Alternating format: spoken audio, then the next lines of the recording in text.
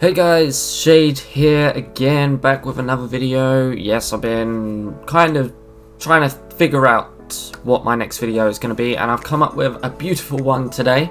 I've kind of been a bit inspired by two channels. One is PlayStation Access with their Tuesday checklist, which is 7 of whatever usually, or 6, depending on if they can figure out what they're doing. But also, I think it's Beat 'em Ups channel. They he did a video where he was basically saying goodbye to his old Switch because it had less battery power than the new Switch. My video today is 7 reasons to cheat on your current console. This could be any console. This could be your PlayStation 4, Xbox One, or the Nintendo Switch. Depending on what is your current console though, like, let me know in the comments below what your current console is right now. But I have a list here that I'm going to go through, and the reasons why you would do what those 7 things in my perspective of doing those things. So the first one is memory updates and waiting to install.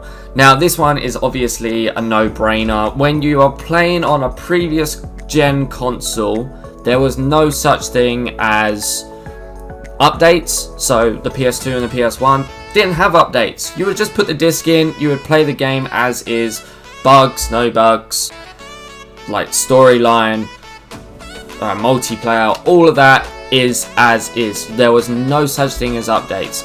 Obviously with the PS3 there is updates, but they're not as big. They're not as massive to wait when updating a game.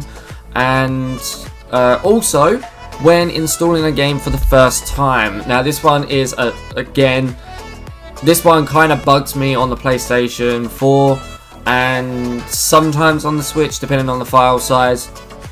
But on the PS4, things like, I don't know, Call of Duty, if you accidentally uninstall that and then install it again after the game has been out a year, oh my god, the updates take so long. It is unreal.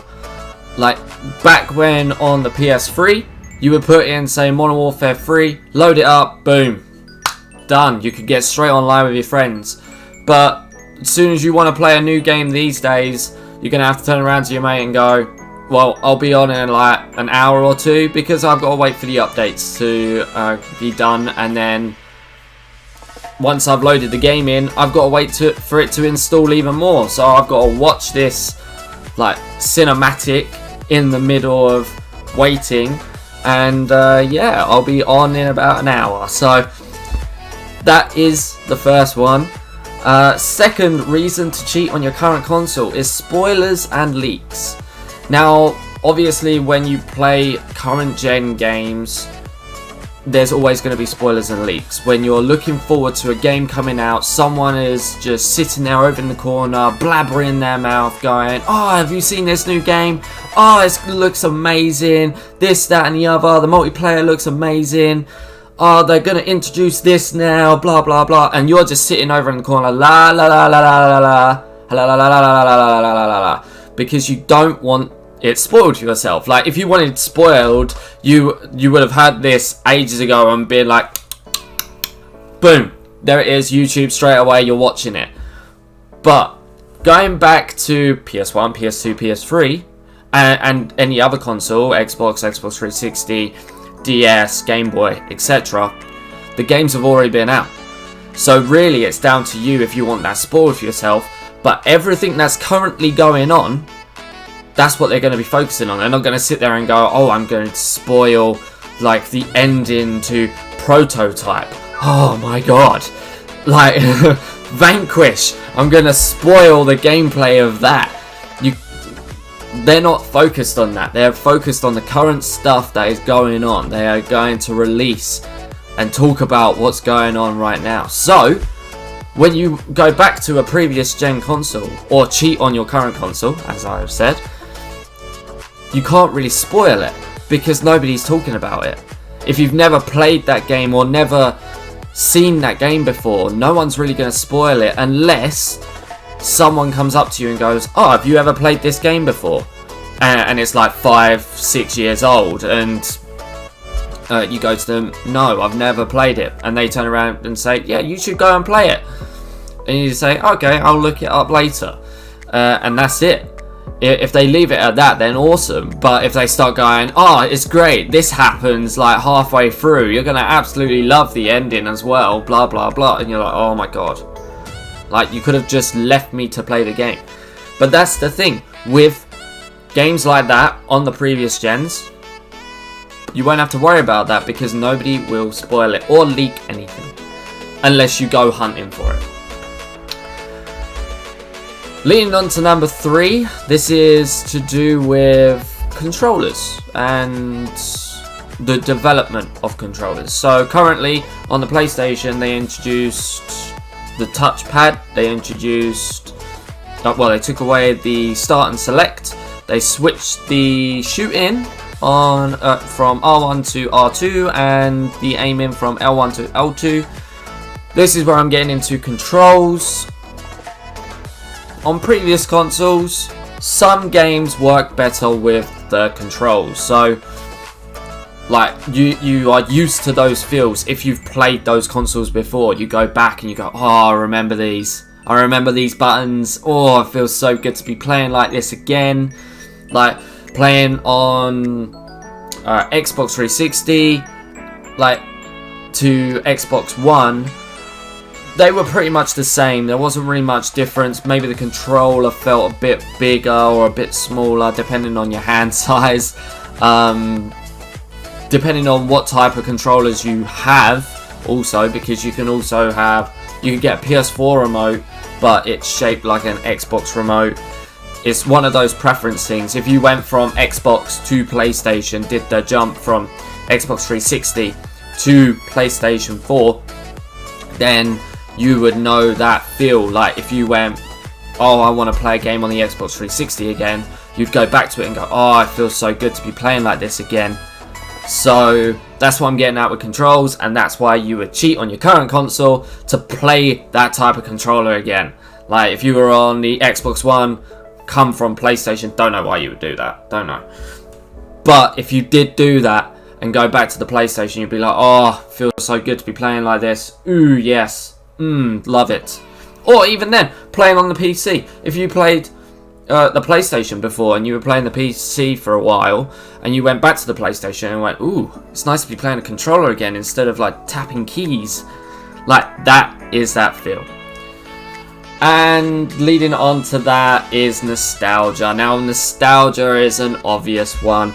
When you go back to a game you've played loads of times, you platinumed it, you played it over and over, you've racked up 500 hours, you know all the secrets, you know all the bosses, you know where each little detail is, you know where the glitches are, you know where the bugs have been, you know everything.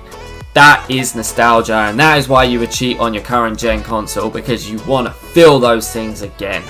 Like you go back to, I don't know, Elder Scrolls 4 Oblivion, that plastic looking game, but it made you feel something when you played it. Or you go back to the very first Lego games and you got that first little build where you build up the, I don't know, some tower, and you just hear that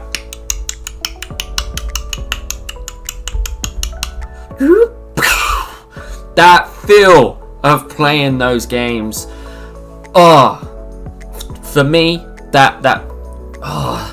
just little sound cues in games make me like trigger. Like in Modern Warfare 2, as soon as someone gets the tactical nuke, oh, that countdown, that 10-second countdown. Boo, boo, boo. I can't do it. I can't do that nuke countdown. But there's loads of games that bring out nostalgia, going back to whatever console you started off at and what you've been leading up to. Oh, the beauty of those games just touch me. So nostalgia is an obvious reason to cheat on your current console, because the current console is just not bringing anything at the time. So going on to the next one, and this one will only really affect people that played on the PS3 Xbox 360, and maybe the DS a little, like 3DS time, but easier online. Now, obviously, all the current players are going to be super ridiculously OP, and like they're going to be blitzing through the games like, oh my god, I'm going to like be 10th prestige or master prestige, however, whatever the hell's going on in Call of Duty these days.